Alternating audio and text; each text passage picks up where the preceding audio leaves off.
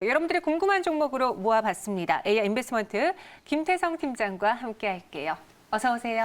네, 안녕하세요. 네, 안녕하세요. 오랜만이네요. 네, 팀장님. 그러게 말입니다. 네, 오늘도 우리 시청자분들이 궁금한 종목을 찾다 보니 테마주들, 특히 정책 그쵸. 테마주들이 움직이고 있어서 준비해봤어요. 긴급 점검해 보도록 하죠. 네. 첫 번째 테마부터 열어보겠습니다.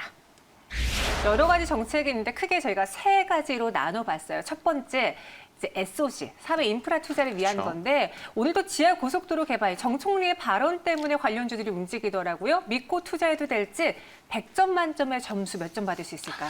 일단 좀 저는 짜게 졌습니다. 네. 네, 100점 만점에 보면 50점을 제가 드렸는데요. 네. 결국 이제 반반이다라고 좀 말씀드릴 수가 있을 것 같아요.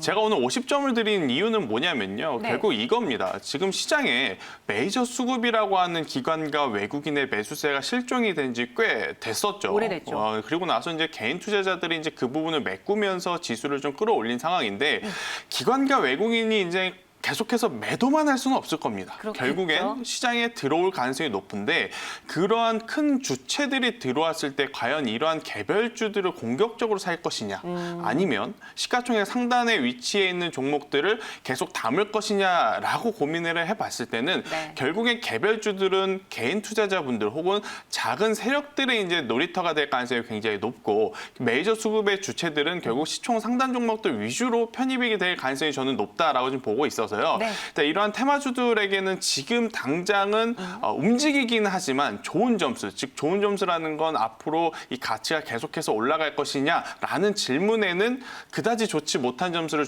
주어야 될 것 같아서 저는 딱 절반인 50점을 좀 드려봤다라는 이야기 한번 드리도록 하겠습니다. 네, 이 메이저 수급 큰 손들이 들어와서 놀기 힘든 장이기 그렇죠. 때문에 그래서 50점을 주셨는데 오늘 경부 고속도로 개통 50주년 기념식에서 정 총리 이 발언 때문에 관련주들이 움직이고 그렇죠. 있거든요. 어떤 특징주가 있는지 한번 점검해 볼게요. 네, 일단 뭐 네. 오늘 같은 경우에는 이 SOC 관련해서 고속도로 재개발, 뭐 혹은 신규 고속도로 이제 이 공사 네. 이러한 이야기가 있다 보니까 결국 이제 가장 강하게 움직였던 게 토목공사 쪽이다라고 맞아요. 좀 말씀드릴 수가 있을 것 같아요. 네. 뭐 코리아 SE, 특수건설 관련 기업들이 오늘만 강한 게 아니었습니다.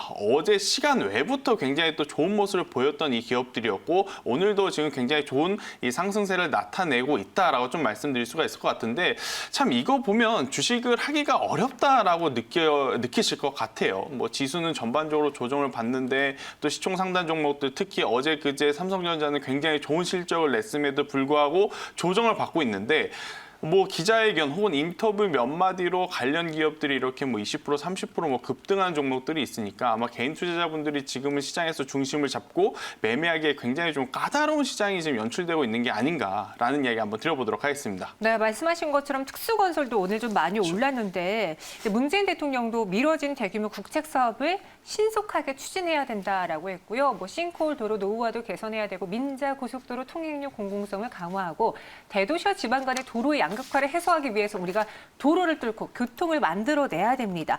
특수건설 앞서 언급해 주셨는데 코리아 SE하고 이 두 종목이 수혜받을 가능성 네. 있긴 있어요? 아니면 그냥 테마로 묶여서 가는 거예요? 일단 모릅니다. 뭐 결국에는 네. 일단 어떠한 기업을 선정하느냐에 따라서 실질적으로 수혜를 받는 기업이 있고 받지 네. 않는 기업이 있겠습니다만 그렇죠. 우리가 이제 테마주로 움직이는 것을 대표적으로 본다면 바로 제약바이오를 좀 생각을 해 볼 수가 있을 것 같아요. 제약바이오 사실 뭐 해당 기업들의 실적들이 좋아서 주가가 그렇게 상승했던 것 아니다라는 건 이제 여러분들도 아시죠. 결국 이제 테마로 엮이게 된다라고 한다면 그 안에서 대장주들이라고 하는 기업들이 생겨날 가능성이 굉장히 높죠. 그래서 이제 대장주들이 올라가게 되면 부차적으로 2등주, 3등주가 지금 따라가면서 섹터의 힘으로 올라간다라고 보시면 될 것 같고요. 실질적으로 이제 실적이 반영되는지 여부는 지금 이러한 간략한 인터뷰로 판단할 것이 아니고요. 차후 이제 점진적으로 이 부분이 이제 윤곽을 서서히 드러낼 때 아마 이제 대기업 위주로 수주가 들어가고 그 대기업 밑에서 이 수주 받은 것을 일할 수 있는 기업들이 이제 나올 가능성이 굉장히 높습니다. 이제 그때 돼서 이제 실적이 대해서 논의를 해봐야 될 것 같고 지금은 단순 테마 개별 장세가 이어지고 있다라는 이야기 한번 들어보도록 할게요. 근데 또 이런 SOC 인프라 투자주들은요. 그렇죠. 남북경협지랑 묶여있는 것들이 좀 많거든요. 맞아요. 그래서 지금 홍길동님께서 특수건설은 좀 끼가 있는 종목이다. 네. 실제로 이런 경협주들이 한 번 오를 때는 슈팅이 과감하게 그렇죠. 나오기 때문에 그런 점에서 투자자분들이 놓을까 말까 고민하셔요. 그럼 SOC 뉴딜 관련주 김태성 팀장님은 어떤 종목을 끼 있게 보고 있는지. 네, 일단 네. 사실은 움직이는 종목에 끼가 있다라고 판단을 하는 게 맞죠. 네. 근데 이제 사실 지금 같은 경우 어떤 경우냐면 지수가 언제 밀려도 이상하지 않는 위치에 있습니다. 그렇긴 해요. 지금 뭐 네. 미국도 그렇고 중국도 그렇고 계속해서 신고가 영역에서 있다라고는 하지만 사실 이제 내부적으로 나오는 뉴스들, 뭐 코로나 재확진에 대한 이야기, 실적 부진에 대한 이야기 이러한 이야기들이 있어서요. 조정이 만약에 나온다라고 한다면 단기적으로 또 급격하게 나올 수 있어서 저는 계속해서 상승하는 종목들보다는 차라리 좀 쉬어가는 종목들 위주로 포트폴리오를 편입하는 게 어떨까라는 생각을 좀 하고 있어서 한일 시멘트라고 하는 관련 기업을 좀 말씀드리도록 할게요. 또 뭐 아무래도 도로를 깐다거나 건설을 한다거나 인프라 투자를 하게 되면 실질적으로 들어가는 것은 결국 도료라든지 시멘트 원료 같은 경우에는 무조건 들어갈 수밖에 없다라고 좀 말씀드릴 수가 있을 것 같은데 오늘 같은 경우에는 사실 한일시멘트가 이러한 이슈에도 불구하고 움직이질 않았습니다. 뭐 움직이지 않았기 때문에 테마와 아직 엮이지 않았다라고 좀 볼 수는 있겠습니다만 결국 SOC 관련, 뉴딜 관련 또 앞서 앵커님이 짚어주신 남북 경협 관련해서도 이 한일시멘트 같은 경우에는 충분히 우리가 관심 있게 봐야 되는 종목 중에 하나가 아닐까라는 이야기 한번 드려보도록 할게요. 맞아요. 시멘트는 뭐 어느 건설과 교통을 도로로 까는 데 있어서 필요한 필수품이잖아요. 그래서 한일시멘트 꼽아주셨고요. 두 번째로 봐야 될 정책 테마 무엇이 있을까요? 최근 흐름 좋았던 종목들입니다. 바로 신재생 에너지주인데요. 이제 3차 추경안이 또 발표가 되면서 2,710억 원이 추가 투입됐습니다. 이 재생에너지 쪽으로 투자하는 거에 대해서는 100점 만점에 몇 점 줄 수 있을까요? 네, 일단 저는 이 신재생에너지 뭐 지금까지도 많은 돈을 투자를 했고 네. 앞으로도 지속적으로 뭐 우리나라뿐만이 아니고요. 글로벌 세계가 이제 합해서 좀 해결해 나가야 되는 부분이기 때문에 관련주들에 있어서 굉장히 또 좋은 점수를 줬습니다. 뭐 100점 만점에 70점을 줬는데 네. 왜 70점을 줬느냐? 그렇게 줬느냐. 좋다라고 하는데 100점을 안 주고 왜 70점을 줬느냐? 네. 이거는 뭐냐면 주식하는 입장에서 가장 무서운 게 뭐죠? 미리 선반영돼 있는 종목들이 가장 무섭죠. 그렇죠. 왜냐하면 내가 지금 사게 되면 지금부터 조정이 나올까 봐. 혹은 내가 사게 되면 이 종목이 떨어질까 봐. 그렇기 때문에 최근에 이 신재생 관련 에너지주들 혹은 뭐 신재생 관련이라고 한다면 뭐 수소차, 전기차, 친환경차도 들 수 있고 뭐 LNG 관련 기업들도 좀 들 수 있는데 대부분의 기업들이 이 신재생 에너지 투자를 한다 해서 올랐다라기보다는 코로나 여파 이후로 지수가 급격하게 반등을 했기 때문에 따라서 올라온 종목들이 굉장히 많습니다. 그래서 미리 뭐 선반영됐다라는 표현도 맞겠고 지수에 따라서 많이 올라왔던 부분이 있어서 지금 진입하기에는 조금은 부담스럽기 때문에 제가 100점 만점에 70점을 준 거지 중장기적인 모멘텀으로는 충분히 우리가 체크를 해봐야 되는 섹터다. 뭐 우리나라뿐만 아니고 전 세계가 지금 이 그린 뉴딜, 뭐 신재생 에너지 이쪽은 계속해서 체크해야 되는 섹터가 아닐까라는 이야기 한번 드려보도록 하겠습니다. 앞서 2,710억 원이 이제 추가로 편성됐다라고 했잖아요. 그러면은 전체적인 신재생 에너지 분야에서 어느 쪽으로 돈이 들어가는 거예요? 네, 일단 뭐 전체적으로 아마 지금 기존에는 약 2,700억의 돈이 더 들어갔는데요. 네. 이번에 이제 추가 추경을 한다라고 한다면 또 같은 금액을 더 이제 증액을 할 수도 있다라는 이야기들이 나오고 있는 만큼 어마어마한 예산이 지금 들어갈 가능성이 굉장히 높아요. 근데 이제 가장 큰 문제는 뭐냐면요. 신재생 에너지에 투자를 한다라는 거는 뭐 알겠죠. 우리도 이제 뭐 보도를 통해서 뉴스를 통해서 알겠지만 그 가운데 어떠한 산업에 정확하게 투자할 것인지를 우리가 알고 난 이후에 관련 주식을 좀 우리는 사야 되지 않을까. 왜냐하면 우리는 기업을 트레이딩하는 입장이기 때문에 관련 산업에 대해서 관심은 두 대. 그러면 그 안에서 어떠한 산업에 정부가 힘을 주는지를 좀 보고 그 관련 기업을 좀 사야 되는 그런 시기가 아닐까라는 이야기. 뭐 지금보다 예산안은 더 계속해서 이제 증액이 될 가능성이 높습니다. 네. 네, 저희가요 또 잠시 후에 수소차 관련해서 이야기 와이드 경제 시간에 자세히 다뤄볼 테니까 그쪽도 궁금하시다면 계속 채널 고정해 주시고요. CS윈드 에코바이오가 최근에 신고가를 기록했는데 더 들고 가도 될지 김태성 팀장의 이 안에서 그린뉴딜의 최선우는 어떤 종목이죠? 네, 아무래도 이 대장주를 좀 봐야 될 것 같습니다. 그래서 이제 CS윈드를 계속해서 관심 있게 보는 게 좋은데 단 단? 여기서 조건이 하나 있습니다. 신규 매수하기에는 굉장히 부담스럽습니다. 아닙니다. 제가 지금 말씀드리는 이 계속해서 가져가 보자, 계속해서 들고 가보자, 우상향할 것이다 라고 말씀드리는 것은 기존에 좀 미리 사서 약 10에서 15% 이상의 수익을 가지고 계신 분들에게 하는 거지 지금부터 관심 있게 보자라고 해서 들어갔다가는 자칫 가장 높은 가격대에 뭐 물려 있어서 당분간 좀 힘이 들 수도 저는 있지 않나라는 이야기 한번 들어보겠는데요. 그러면 일단 보유하고 계신 분들은 지속해서 가져가면 되지만 보유하고 있지 않으신 분들 그럼 저는 쳐다만 봐야 될까요? 그건 아닙니다. 그럼 언제 들어갔느냐? 일단 결국 계속해서 올라만 가는 주식은 없습니다. 올라가는 과정에서 조정도 있을 것이고요. 또 차익 매도 물량이 있을 것이고요. 저는 그래서 지금 없으신 분들은 그냥 좋다라고만 보고 관심 종목에 넣어 두시고요. 이 CS 윈드가 조금 조정을 받을 때 뭐 21선이나 혹은 61선까지 조정을 받으면서 가격 조정이 올 때 그때 들어가신다라고 한다면 굉장히 저는 좋은 성과이 될 수 있지 않을까라는 이야기 한번 드려보면서 여기에 또 한 가지 더 이야기 드리자면 단기적으로 승부보를 하지 마시길 바랍니다. 네. 뭐 이 신재생 에너지 관련주 지금 당장 정부가 투자한다 그래서 관련 기업들의 실적이 폭발적으로 늘어난다? 그건 아니죠. 중장기적으로 점진적으로 늘어날 가능성이 굉장히 높기 때문에 단타가 아닌 좀 중기 수익 위주로 좀 봐야 된다라는 이야기까지 한번 들어보도록 하겠습니다.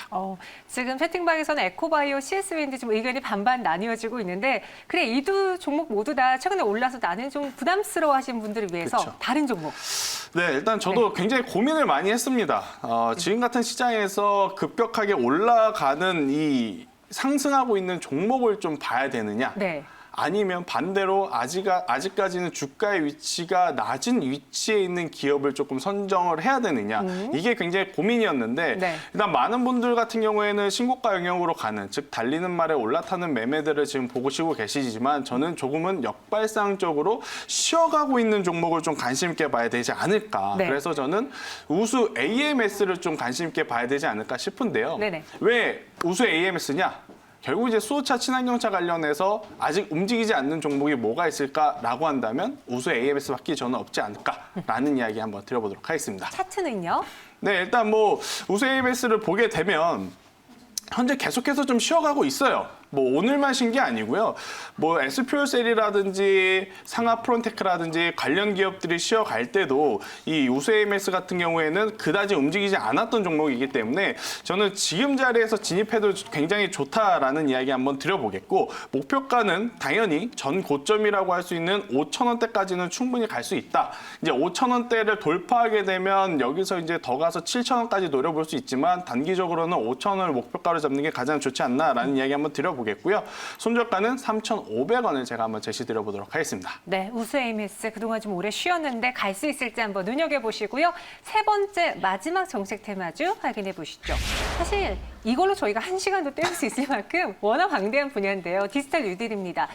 코로나19로 인해서 접촉 금지 불가령이 그렇죠. 나왔어요. 이 바꾼 세상 속에 이 디지털 뉴딜주에 투자하는 거는 100점 만점에 몇 점 받을 수 있을까요? 네, 이것도 앞선 테마와 마찬가지로 점수를 7점을 주겠습니다. 네. 왜 너 점수를 이렇게 짜게 주느냐라고 한다면 오늘 좀 짜네요. 네, 결국 미리 선반영돼서 너무 많이 올랐다라는 측면을 고려 안 할 수가 없어서 제가 점수를 좀 낮게 줬습니다. 네. 뭐 대표적으로 보면 네이버, 카카오 이것들을 말씀드릴 수가 있을 것 같은데 뭐 이 기업들 지금 차트를 보면요. 지금 자리에서 진입하기 굉장히 좀 까다롭습니다. 뭐 지금 자리에 진입해서 나중에 이제 시간이 흘렀을 때 뭐 20% 30% 수익이 난다면 다행이지만 만약에 지금 자리에 들어갔는데 시장이 급격하게 조정이 나와서 물려버리면 또 고점에서 또 한동안 고생을 할 수 있는 그런 위치이기 때문에 저는 미리 선반영돼서 올라간 종목들이 많은 만큼 점수를 짜게 줬지만 그래도 관심 있게 봐야 되는 것은 맞다. 왜냐하면 이런 대표적인 멘트가 있었죠. 코로나 이전으로 다시는 돌아갈 수 없다라고 맞아요. 했기 때문에 관심 있게 봐야 되는 섹터 중에 하나는 분명하다라는 이야기 한번 드려보도록 하겠습니다. 카카오는 또 여기 카카오 게임 상장 기대까지 그렇죠. 더해지면서 더 날아가고 있는데 말씀드린 것처럼 이 비대면 언택트 관련주들이 워낙 많잖아요. 뭐 전자결제 있죠, 인터넷 게임 있죠, 비대면 의료기기 엄청 많은데 네. 어느 산업군에 초점을 맞추는 게 좋을까요? 일단은 실생활에서 가장 쉽게 접근하는 종목을 제가 이제 가지고 왔는데요. 네. 저는 전자결제주를 우리는 봐야 되지 않을까 저 되게 싶어요. 좋아해요. 네. 제가 많이 쓰니까. 대표적으로 KG 모빌리언스를 들 수가 있는데요. 네. 저도 그렇습니다. 저도 사실 남자이기 때문에 뭐 이게 편견일 수는 있지만 뭐 홈쇼핑이라든지 뭐 쇼핑이라든지 이런 걸 잘 하지는 않아요. 근데 요새 보면 네. 너무 편하게 돼 있습니다. 뭐 배달 음식을 시킬 때도 마찬가지고 물건을 살 때도 마찬가지고요. 뭐 조작 몇 번이면 결제가 자동적으로 되니까 저도 뭐 코로나 때문이라도 아니고 이 편리함 때문이라도 오프라인에서 사실 쇼핑을 하는 횟수가 많이 줄어든 것 같아요. 근데 이 영향은 계속해서 조금 더 증가할 가능성이 저는 높다라고 봅니다. 그렇기 때문에 이 전자결제주는 앞으로 조금 감소되는 산업이 아니고요. 조금 더 커질 수 있는 산업. 뭐 최근에 음식도 우리가 이제 배달로 시켜 먹지 않습니까? 뭐 네. 새벽 배송, 뭐 로켓 배송 이런 이야기들 굉장히 많은데 그러한 것들의 수요가 증가하는 만큼 그 수요가 결국 전자결제로 이루어질 가능성이 높으니 저는 KG 모빌리언스를 관심 있게 보는 것이 가장 좋다라고 좀 말씀드릴 수가 있을 것 같고요. 네. 하지만 일단 제가 목표가, 손절가 정확하게 좀 제시드려야 될 것 같습니다. 왜냐하면 이미 상승이 나온 종목이기 때문에 현재가로 진입하셨을 때는 목표가는 15,000원, 전고 좀 덜 파는 것을 보자라는 이야기를 한번 드려보겠고요. 손절가는 가격대, 그러니까 이 자릿수가 바뀌는 10,000원대가 이탈이 되게 되면 그때는 손절을 하자라는 이야기 드리면서 KG 모빌리언스 관심 있게 보자라는 이야기 한번 드려보도록 하겠습니다. 여기 짧게 추가하면요. 우리 네. 채팅방에도 그래요. 사실 전자결제주 대장은 네. 누가 뭐래도 NH한국사이버결제잖아요. 네. 어제도 또 한 번 슈팅이 나왔다가 오늘 쉬어가고 있는데 이럴 때 담아야 되는 거 아니에요? 대장은 역시 대장일 텐데. 네, 일단 뭐 대장주를 매매를 하시든 뭐 2등주, 3등주를 매매하시든 저는 네. 상관없습니다.